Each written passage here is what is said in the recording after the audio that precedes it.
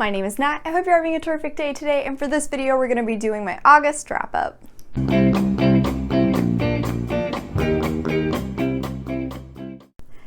First off, it's officially the end of summer. Oh wait, I live in Texas. It's still going to be hot up until like November. So just diving right on in, I read 11 books this month. That was 4,554 pages, spread out between 6 fantasy, 4 contemporary, and 1 nonfiction book. This month I'm going to be going in order starting from my lowest rated to my highest rated books. Kicking it off, let's start with Black Widow Forever Read by Margaret Stohl. This is a YA novelization focusing on Natasha Romanoff's story. Where the story starts, we are meeting Natasha as she is attempting to rescue this young girl named Ava who has been taken hostage by the man who actually trained Natasha herself, Ivan the Strange. 10 years end up jumping, and we now are seeing from Ava's point of view, who is currently 16 and is a homeless teenager living in New York. She has dreams of this other teenage kid named Alex, but isn't quite sure what connects the two of them. At the same time, girls are going missing across Europe, and Natasha believes it is once again the work of Ivan the Strange. She ends up teaming up with Ava and Alex, the two teenagers, to try and find these girls and bring Ivan down. I really enjoy comic novelizations when they are fairly true to the comic. Unfortunately, this very much felt as though Margaret Stohl based everything off of the Marvel Cinematic Universe characters. Even then, I would say Natasha was very much a background character. Even though we got to see from her point of view, the story was much more focused on the relationship between Ava and Alex, which was a hair cringy, you might have seen in my vlog that I'll link up here. It felt as though the first 3/4 of the book was mostly focused on the relationship between the two characters and figuring out what connection there is between Ava and Natasha. Finally, when we were getting into the actual story that is mentioned on the back summary, I was down to like the last 100 pages and I just wasn't really interested anymore. At that point, I was just skimming through to finally figure out how the story was going to end. In all honesty, this book was too long, a bit predictable. The only real positive I had in it was I liked getting to see some of Natasha and Tony Stark's relationship. The two characters seemed just close enough that I actually thought Margaret Stohl might have been giving a nod to the relationship the two had in the comics, but again, this was very clearly based on the MCU universe, so I don't think that's what she was trying to do. In the end, I ended up giving this one 2 stars. Next up was Fairest by Marissa Meyer. This is book 3.5, I believe, in the Lunar Chronicles series. Gives us a peek into the backstory of the villain, Queen Lavanna. This was a decent villain backstory, and I believe was trying to humanize the character. Personally, I kind of just ended up pitying her. I thought she was terribly naive while also being incredibly power hungry.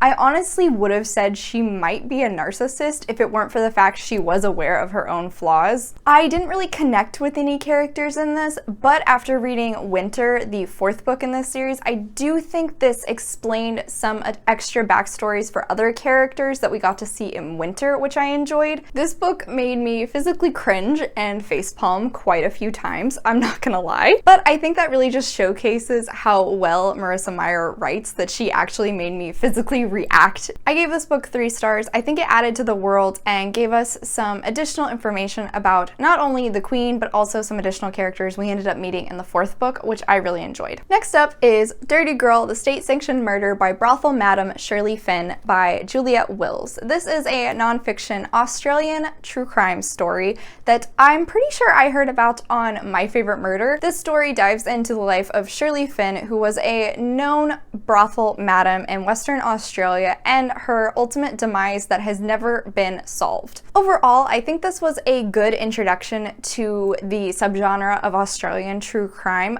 I didn't really know all too much about Australian politics, which I think would have helped in certain chapters just because I was finding myself getting lost every once in a while.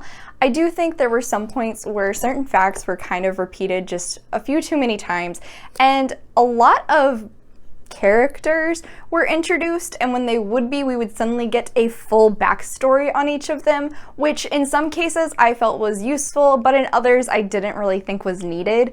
Overall, this was an interesting true crime story that I didn't really know anything about previously, and I'm glad I picked it up. I'm definitely planning to donate this to my half-price books because I couldn't find this used anywhere, and I'm sure someone else out there will want to read it, and I want to give that person the chance to find it for a better price. I went a bit more in depth in my reading vlog that I linked previously if you want to find out more. I ended up giving this 3 stars. I did enjoy it, but I had some drawbacks. Next up, I read a booktube favorite, which is Aristotle and Dante Discover the Secrets of the Universe by Benjamin Alire-Séance. This story follows 2 teenagers, obviously, who are both Mexican-American living in El Paso, Texas. Aristotle is a really angry teenager whose brother is in prison, and he hates the fact that his family just does not mention him and acts almost as if he is dead.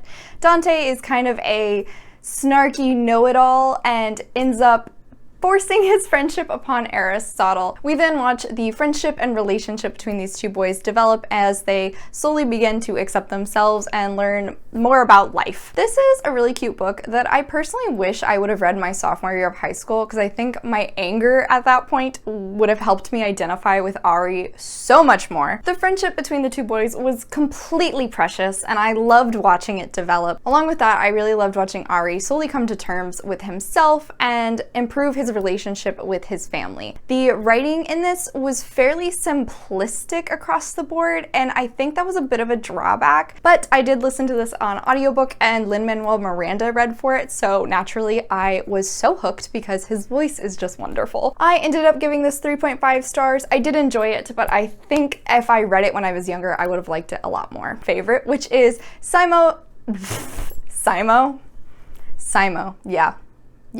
Simon versus the Homo Sapiens Agenda by Becky Albertalli. This was the basis of the movie Love, Simon, and follows a 16-year-old boy who is gay but still in the closet. Simon has a relationship with an anonymous guy at his school via email, and unfortunately somebody ends up finding those emails and using them to blackmail Simon. This was a very cute book, but I think it's a hair overhyped.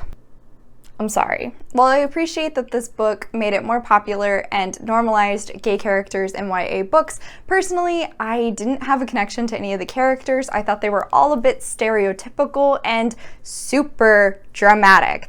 That's not to say I didn't enjoy this book. I thought the romance was very cute, and Simon's anger when he is forced to come out at one point I thought was well written. I didn't have any particular interest in Leah, Simon's best friend, who is the focus of the companion novel Leah on the Offbeat, and I have no plans to read it in all honesty. I think I would have absolutely loved this if I read it in high school, but now that I've been exposed to so many other stories that are similar to this that I liked more, this kind of just fell by the wayside. I ended up giving it a 3.5 stars. Next up, I read Perks of Being a Wallflower by Stephen Chbosky. This was my book club's read for the month and was a reread for me of a personal favorite. I loved this book in high school. This novel is told in epistolary style where the main character, Charlie, is writing letters to an anonymous person, and it's just explaining some of the different experiences he has once he enters high school and as he goes through the year with his 2 best friends who are both seniors, Patrick and Sam. I was so scared I wasn't gonna like this book when I reread it, but I'm happy to say I still really enjoyed it. Do I think it was still a 5-star book that like completely blew my mind? No. But it was still a really enjoyable read. While rereading this, I really could see why I related to Charlie so much when I read this in high school, because it's just showcasing all of the different experiences you have while growing up. While it condenses it all into a single year, and that might not be completely realistic, I think this story handles a lot of these situations in realistic ways. I think this is a very poignant story about growing up that most teenagers can certainly identify with, and showcases a lot of different experiences that many of us probably had at some point in our lives. Thankfully, I'm giving this 4 stars. I'm so glad I really enjoyed this again, and I found new lines in this book that I loved. Next up is Late to the Party by Kelly Quinlan. This story follows Cody, who's very much a good kid. She's never gotten in trouble. She and her 3 friends are all in high school and are very much introverts and homebodies entering their, I want to say, senior year. Her 2 friends, Maritza and Jacori, are determined to start shaking things up, particularly when it comes to their dating life. Now, this story had great LGBT rep. Cody, the main character, as a lesbian, Maritza was bisexual, and Jacori was gay. One night, while at a party, Cody ends up seeing Ricky, a popular guy at her high school, kissing another boy. The two end up having a unlikely friendship, and Ricky slowly starts to show Cody some of the different experiences she's been missing out on. I listened to the audiobook of this, and I really would believe that a teenager was just retelling me their life story. Personally, I was kind of similar to Cody in high school, and I could definitely identify with her and relate to what she was experiencing and wanting to come out of her bubble and change how she was. I loved the friendship in this book, and particularly the solidarity between the gay, bi, and lesbian characters. It was fantastically done. Because of the focus on the friendship, the romance storyline really seemed like it was on the back burner, which was okay by me. Although I ended up giving this 4 stars, I do have to say this relied heavily on miscommunication as a plot device, and I understand why it's often used, but it is not my favorite, and it eventually hit the point where I was becoming very frustrated with Cody and was just wanting to scream at her, "Talk to your friends! They're your friends for a reason!" Next up, I read Percy Jackson and the Olympians, The Lightning Thief by Rick Riordan. This was actually a reread for me. I think I read this in 7th grade after seeing the movie. However, I have not read the rest of the series, and I'm hoping to continue with it. The story centers around Percy, who discovers that many of the Greek myths he learned in school are actually all real. He is in fact the son of one of the Greek gods and is what's known as a half-blood. This was such a fun adventure book, and I enjoyed it just as much the second time around. I would say this was a hair immature, but this is considered a middle grade, so I'm sure it fits the audience very well, as Rick Riordan is an incredibly successful author. I really love all of the little nods to Greek mythology, not just the big ones, but little ones like Charon and Argos and different things like that in the background that you either know now and can be like, hey, that's cool, or for middle schoolers, help them learn about some additional Greek myths that they might not have heard of before. I would say this is a good kickoff to the series. I have already started the second book and I am enjoying it. I'm hoping I can keep that up. I ended up giving this one a 4 stars. Next up was Stars Above by Marissa Meyer. This is a collection of all of the different novellas that take place in the Lunar Chronicles series. Enjoyed this. There were some stories that I felt weren't really necessary, and overall many of them just added some additional bits to stories that we had already heard previously. Across the board, I would have given most of them 3 stars. I did particularly like the 2 that we hadn't heard previously, which were The Little Android and Something Old, Something New. Those were probably my favorite, and I will give both of them 5 stars. Because of that, I'm gonna average this out to a 4 stars. I don't think this is really necessary to read in this series, but I think they're pretty cute and they add some additional background to certain characters.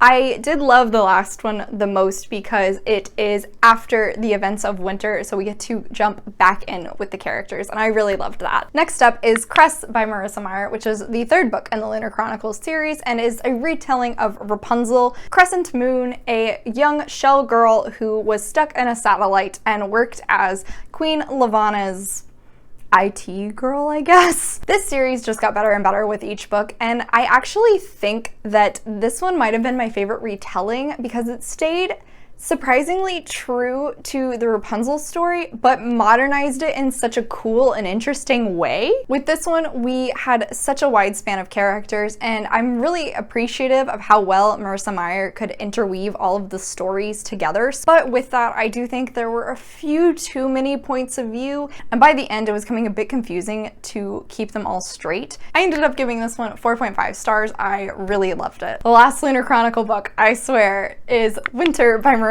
Meyer, which is the finale of the series. This is a retelling of Snow White and follows specifically Winter, who is the stepdaughter of Queen Levana on Luna. Well, the beginning dragged a bit and there were a lot of point of views to follow. This was a really satisfying ending to a story that had such lovable characters who all had unique personalities and voices.